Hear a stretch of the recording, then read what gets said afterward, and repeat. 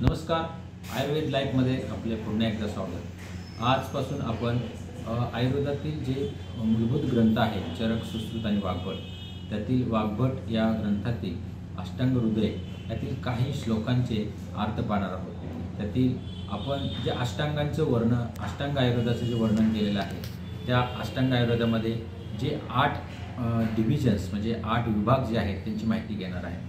त्यातला पहिला विभाग आहे काय चिकित्सा, म्हणजे आता आपण जे मेडिसिन म्हणून जे ओळखतो त्या काय चिकित्सा म्हणजे शरीराची जी चिकित्सा केलेली आहे त्याला काय चिकित्सा म्हणतात।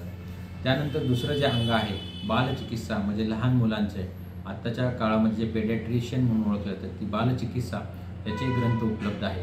ग्रहचिकित्सा, याच्यामध्ये काही ग्रहबाधितांच्या चिकित्साचं वर्णन आहे।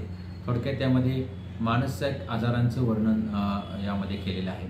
त्यानंतर ऊर्ध्व चिकित्सा, म्हणजे जे आपल्या मानेच्या वरचा जो भाग आहे, आता जो ENT या नावाने ओळखला जातो, इयर, नोज आणि थ्रोट, त्याचा ऊर्ध्व चिकित्सा म्हणून त्याचं वर्णन केलं जातं। त्यानंतर शल्यचिकित्सा म्हणजे सर्जरी, जे ऑपरेशन आपण आता सर्जरीचा भाग बघतो तो शल्यचिकित्सा, त्याचं वर्णन ह्या अष्टांग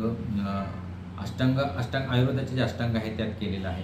त्यानंतर जे आहे द्रष्टा चिकित्सा, म्हणजे त्याच्यामध्ये पॉयझनस म्हणजे सर्पदंश किंवा काही विषाच्या बाधा आहेत त्याची चिकित्सा केली जाते। त्यानंतर जरा चिकित्सा, म्हणजे जे वृद्धात काळातले रुग्ण आहेत त्यांची चिकित्सा जरा चिकित्सेत केली जाते। आणि वृष चिकित्सा, म्हणजे वाजीकरण चिकित्सा, रसायन चिकित्सा, असा हे 8वं अंग आहे। त्याच्यामध्ये ज्या वृष चिकित्सामध्ये, रसायन चिकित्सेमध्ये तुमचे शरीरातील प्रत्येक पेशी परत पुनरुज्जीवित करून तारुण्य कशा प्रकारे टिकवता येईल याची या चिकित्सेत समावेश आहे। या सगळ्या अष्टांगांचे आपण थोडे सूत्रांनी पुढच्या भागात पाहणार आहोत। त्यासाठी तुम्ही आमच्या आयुर्वेद लाईव्ह या चॅनलला सबस्क्राईब करा। धन्यवाद।